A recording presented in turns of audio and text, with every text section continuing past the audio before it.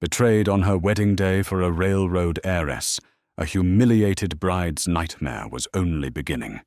Thrust into a smoky saloon, she was gambled away by her desperate father and won by a towering, silent mountain man.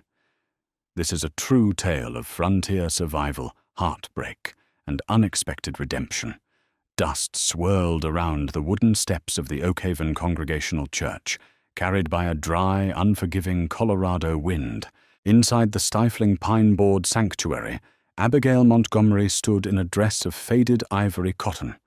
It was not silk, nor was it lace, but she and her mother had spent 6 months stitching glass beads into the bodice, hoping it would look presentable enough for the son of the town's wealthiest banker. The year was 1878, and in the unforgiving frontier, a marriage was rarely just a matter of the heart. It was a desperate transaction for survival. Abigail clutched a bouquet of wilting prairie roses, her knuckles white. The grandfather clock in the corner of the vestibule ticked with agonizing slowness. It was 45 minutes past the hour. Beside her, Reverend Thomas Abernathy shifted uncomfortably, wiping beads of sweat from his balding forehead with a checkered handkerchief.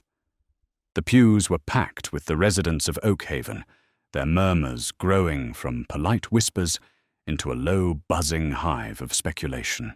In the second row, the town's most notorious gossip, Harriet Finch leaned over to her neighbor, her voice carrying over the creaking wood. "I told Walter Montgomery a farm girl had no business marrying into the Caldwell family. Preston is a gentleman. She's little more than a dirt scratcher's daughter." Abigail's father, Walter Montgomery, paced the side aisle like a caged wolf. His suit was threadbare, smelling faintly of stale tobacco and horse sweat. His failing wheat farm was drowning in debt, the mortgage held entirely by the Caldwell Bank. Preston Caldwell's proposal to Abigail had been an answered prayer, a miraculous tether that would pull the Montgomery family back from the brink of absolute ruin. Now, with every passing second, that tether was fraying. Suddenly the heavy oak doors of the church groaned open. A collective gasp rippled through the congregation. The harsh afternoon sunlight spilled into the aisle, silhouetting the figure of Preston Caldwell. But he was not alone, and he was not dressed in his wedding tuxedo. Preston wore a sharp, tailored business suit of dark wool, and clinging to his arm was a woman adorned in imported Parisian silk, her parasol dripping with expensive lace. It was Clementine Astor, the notoriously wealthy heiress to the Denver Pacific Railroad fortune. Abigail's heart dropped into her stomach. She took a step forward, the wilting roses trembling in her grasp. "Preston," she whispered, her voice barely carrying over the sudden, suffocating silence of the room. Preston halted halfway down the aisle. He did not look ashamed. He looked entirely pragmatic, his jaw set with the ruthless business acumen he had inherited from his father. "Abigail," he began, his voice booming through the small church with cruel clarity. "I apologize for the delay, but I came to inform you and the town that this ceremony cannot proceed." Walter Montgomery lunged forward, his face purple with rage. "What is the meaning of this, Caldwell? My daughter has been standing here for an hour. The whole town is watching, and they will bear witness to my honesty," Preston replied coldly. He patted Clementine's gloved hand. "My father's bank has secured a vital partnership with the Astor family. In light of this union of assets, Clementine and I were quietly married in Denver 3 days ago. It is purely a matter of securing the town's future, Montgomery. I trust you understand." A woman in the back row let out a scandalized shriek. Harriet Finch began fanning herself frantically. Abigail felt the blood drain from her face, leaving her dizzy and numb. He had married another woman 3 days ago and let her put on her wedding dress anyway. He had let her walk down the aisle just to publicly discard her, ensuring no one in Oakhaven would ever question his new alliance or pity the Montgomerys. "You coward!" Abigail choked out tears, finally breaking free and spilling down her flushed cheeks. "You promised me. You promised my family." "I promised you a comfortable life," Preston said, his eyes narrowing. "But the bank has decided to foreclose on your farm, Walter. You are in default. As of tomorrow morning, the Montgomery property belongs to Caldwell Bank." The word struck Abigail like a physical blow. She wasn't just jilted, she was homeless. The humiliation was absolute, suffocating her as the congregation erupted into a cacophony of shouts, gasps, and cruel whispers. Walter, broken and suddenly realizing his entire livelihood was gone, collapsed into the front pew, burying his face in his calloused hands. Unable to bear the pitying, mocking stares of the townspeople, Abigail picked up the skirts of her carefully stitched dress and ran. She burst through the church doors, flying down the dusty steps, her chest heaving with sobs, as the hot Colorado wind whipped her hair into a frenzy. She ran until the church was far behind her, until the pristine white of her dress was stained with the red dirt of the frontier. She was utterly destroyed, her reputation in tatters, her family ruined. But as the sun began to dip below the jagged peaks of the western mountains, casting long, bloody shadows over Oakhaven, Abigail had no idea that her nightmare had only just begun. The true terror was waiting for her as night fell, and her father, driven mad by despair and whiskey, sought a way to pay off his debts. Kerosene lamps flickered dimly inside the Golden Horn saloon, casting dancing shadows over walls stained with years of tobacco smoke and spilled liquor. The air was thick with the suffocating smell of cheap whiskey sweat and desperation. Beauregard Miller, the saloon's burly owner, stood behind the polished mahogany bar, wiping down a glass while keeping a watchful eye on the corner table. It was past midnight, and the rowdy laughter of the evening had died down to a tense, suffocating hush. At the center of the saloon's attention sat Walter Montgomery. He was sweating profusely, his hands shaking as he stared at the cards fanned out in his grip. After the disastrous humiliation at the church, Walter had not gone looking for his daughter to offer comfort. Instead, he had marched straight into the Golden Horn, liquidating the last remaining family heirloom, a gold pocket watch for a stake at the poker tables. He was determined to win back enough money to save his farm, or die trying. Opposite Walter sat Arthur Pendleton, a ruthless, heavily scarred cattle baron whose vast ranches dominated the northern valley.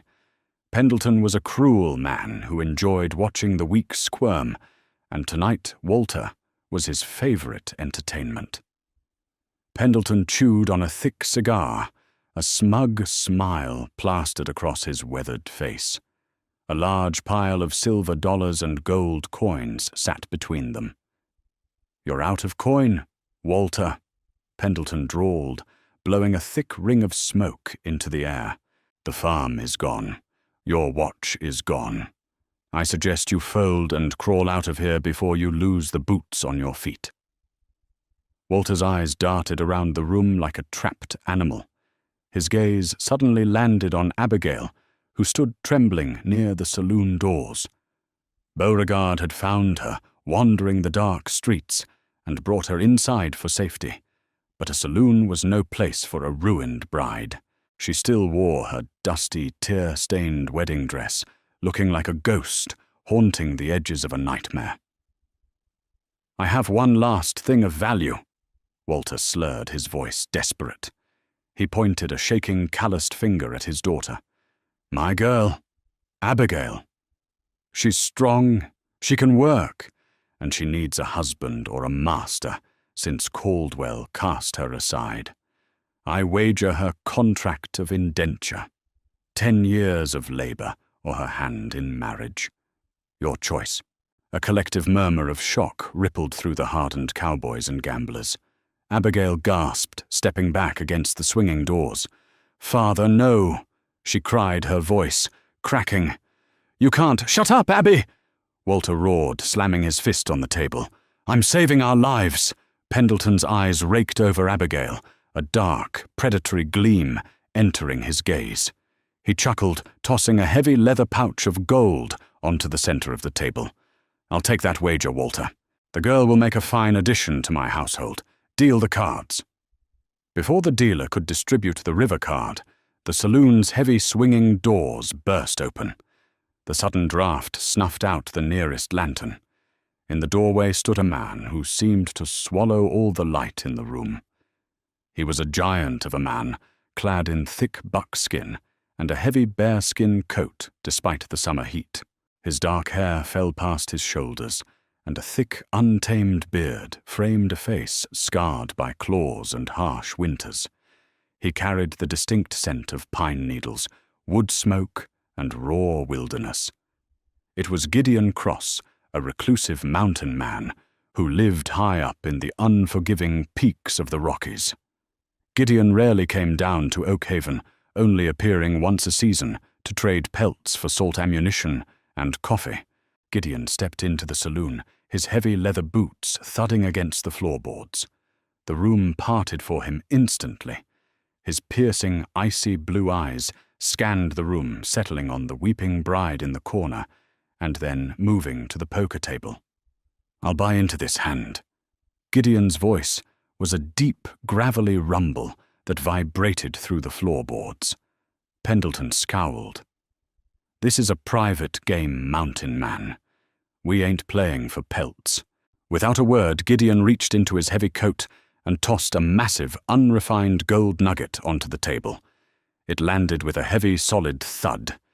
It was easily worth twice the pot. "I ain't betting pelts, I'm betting gold, and I'm playing for the girl." Walter, blinded by greed, eagerly nodded. "Deal him in." Beauregard swallowed hard and dealt the final cards.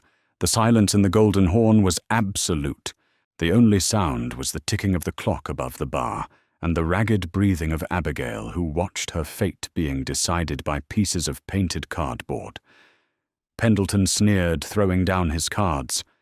"3 kings!" the cattle baron announced triumphantly. "The girl is mine." Walter groaned, tossing his miserable hand away and burying his face in his arms. Gideon did not smile. He did not boast. His massive, calloused hands slowly turned his cards over one by one. The crowd leaned in, straining to see in the dim light. A 10, a jack, a queen, a king, and an ace, all of spades. "Royal flush," Beauregard breathed in disbelief.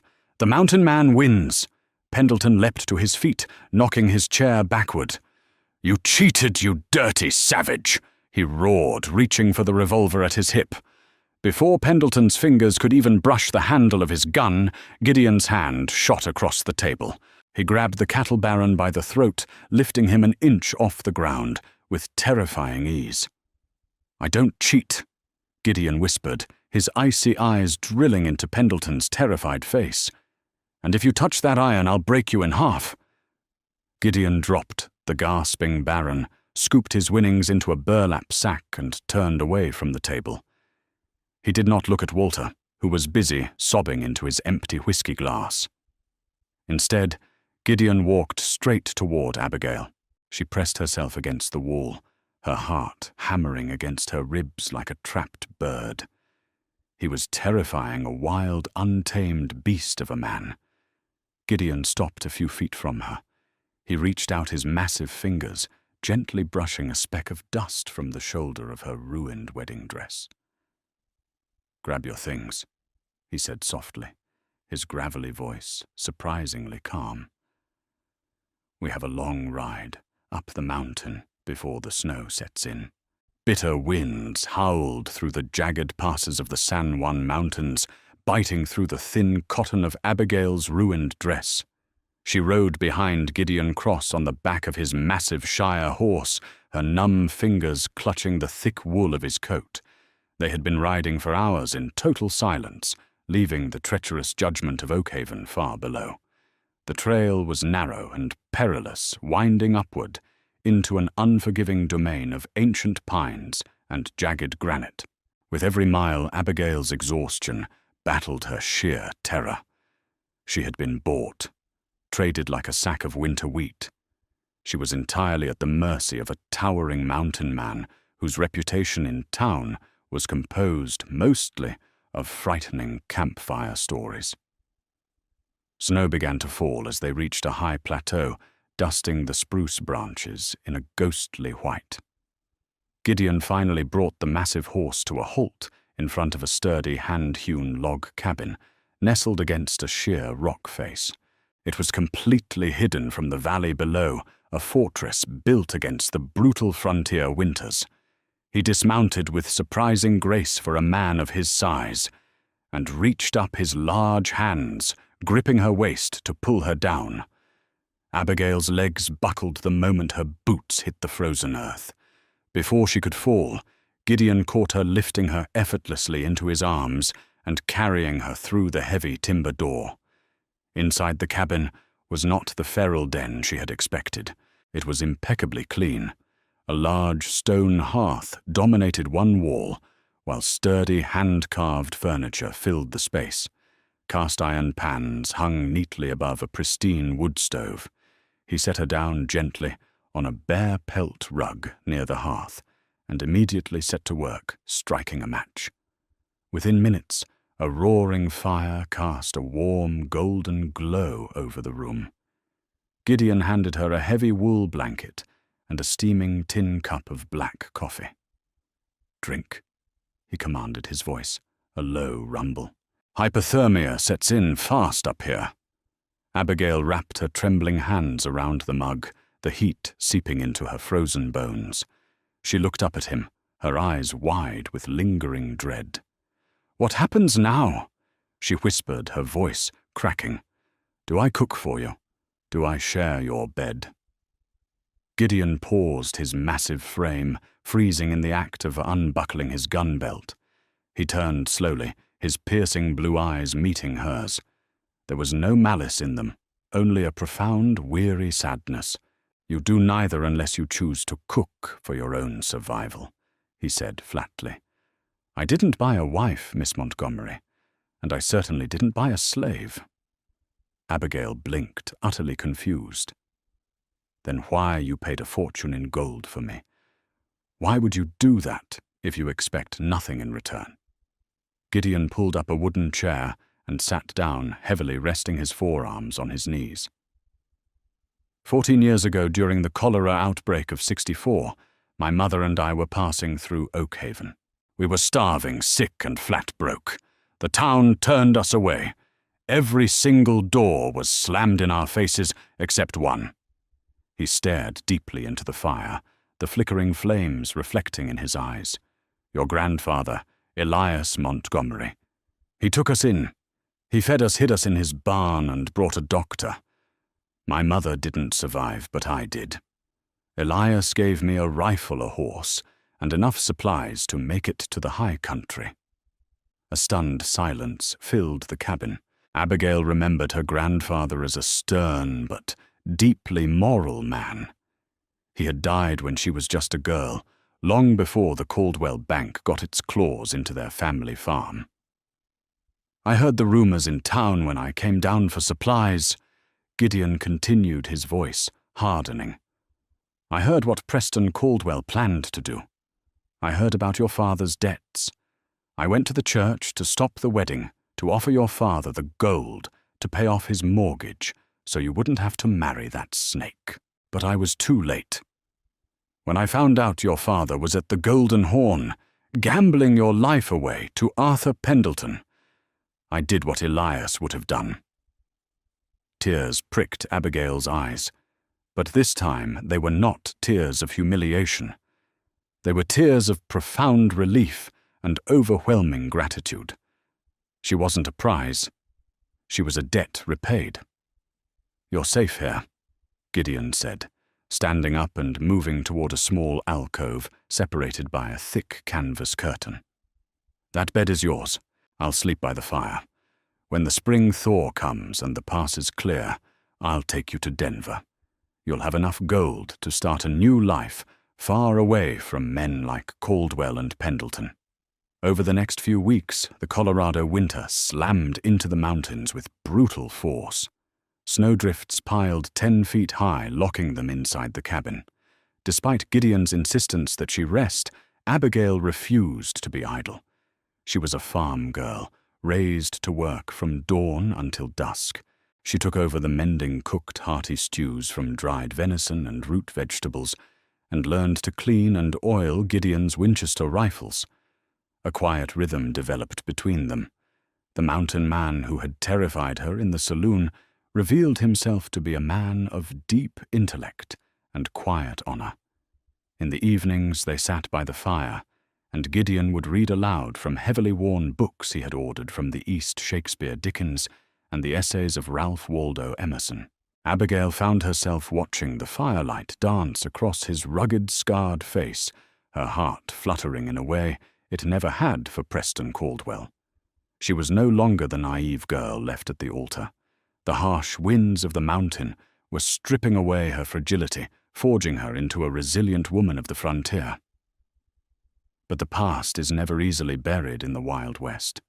Down in the valley, Arthur Pendleton had not forgotten the humiliation he suffered at the Golden Horn. His pride was wounded, and in 1878 a wounded cattle baron was a deadly thing.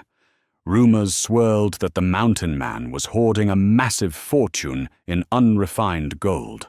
Pendleton hired 3 ruthless Pinkerton deserters, led by a notoriously violent tracker named Amos Miller. Their orders were simple: wait for a break in the storms, climb the mountain kill, Gideon Cross take the gold, and bring the girl back to Pendleton's ranch. The storm outside the cabin was finally breaking, but a much deadlier storm was heading straight for their door. Gunfire shattered the pristine silence of the frosty mountain morning. The heavy lead slug tore through the cabin's front window, sending shards of glass exploding across the wooden floorboards. Abigail screamed, dropping the cast-iron skillet she had been using to fry salted pork. Before the heavy pan even hit the stove, Gideon was moving. He lunged across the room, tackling Abigail to the floor, just as a second bullet splintered the heavy oak of the doorframe. "Stay down!" Gideon roared, rolling off her and snatching his Winchester repeating rifle from its mantel resting place. He kicked over a heavy oak table, using it as a barricade, and peered through the shattered window. Outside, the blinding white snow glared under the morning sun. Crouched behind a cluster of snow-draped boulders were 3 men. They wore heavy dusters, their faces obscured by scarves, but they carried Army-issue Springfield rifles. It was Amos Miller and his hired guns, sent by Pendleton to collect his bloody debt. "Give up the girl and the gold mountain man," Amos Miller's voice echoed across the icy clearing. "Pendleton wants his property. You hand her over, and we might just let you freeze to death out here, instead of putting a bullet in your skull." Abigail's heart pounded against her ribs like a runaway train. She crawled toward the overturned table, her hands shaking, but her jaw set with newfound resolve. She was done being a victim. She was done being traded and hunted. She reached up and grabbed the secondary weapon, a double-barreled shotgun Gideon kept loaded near the door. Gideon looked at her, his eyes wide with surprise, then grim approval.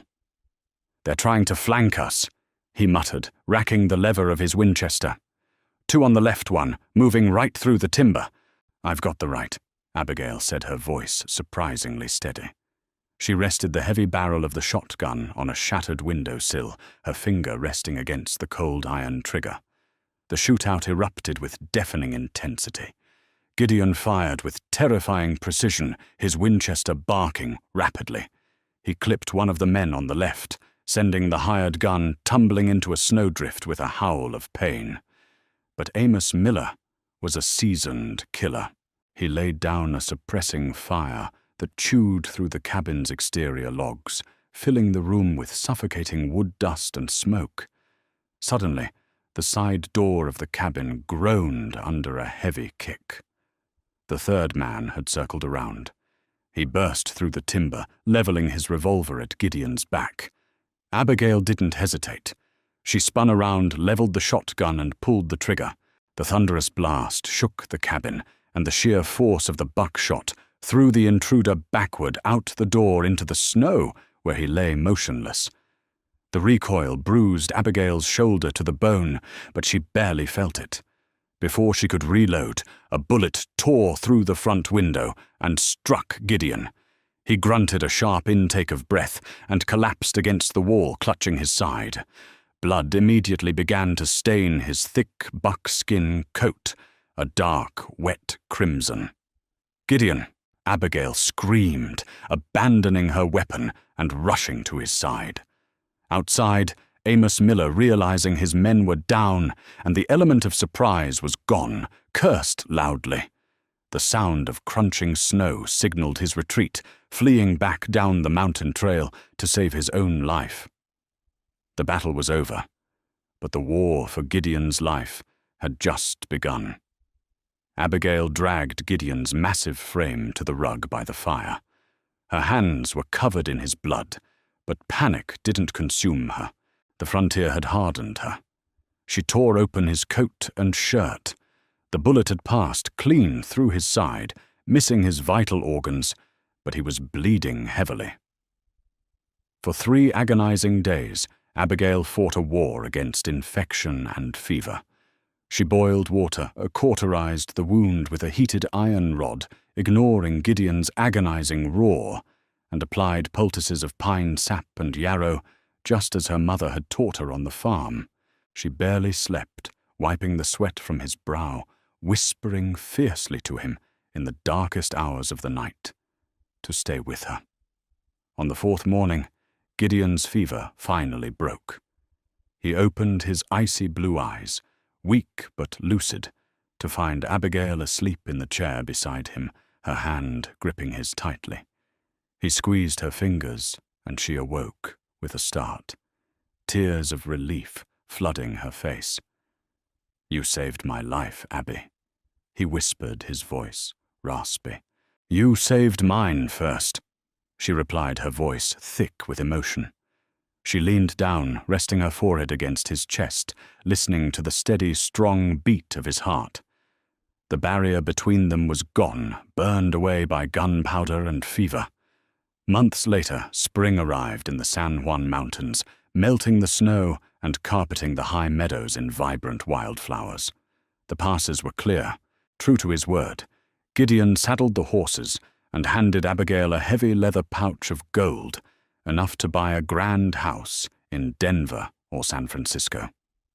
"The road is clear," Gideon said, looking out over the valley, unable to meet her eyes. His heart was breaking, but he would not trap her. "You are a free woman, Abigail." Abigail took the heavy pouch of gold. She walked over to the edge of the cliff, looked down at the distant, insignificant speck that was the town of Oak Haven, and tossed the pouch of gold onto the ground at Gideon's boots. She turned to him, a fiercely beautiful smile lighting up her face.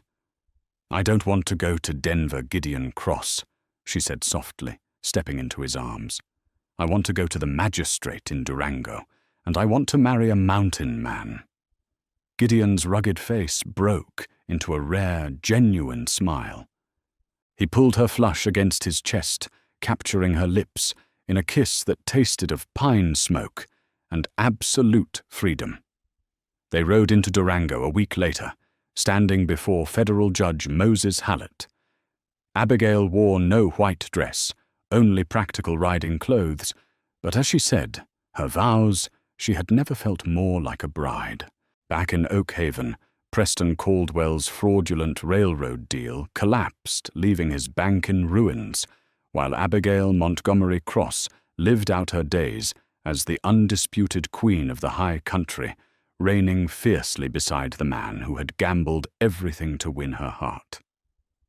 Thank you for experiencing this incredible tale of frontier survival, resilience, and true romance. Did Abigail make the right choice, staying in the unforgiving mountains, or should she have taken the gold and started a new life in the city? Let us know your thoughts in the comments. If you loved this Wild West drama, please like this video share it with your friends, and subscribe to our channel for more thrilling stories from the untamed frontier.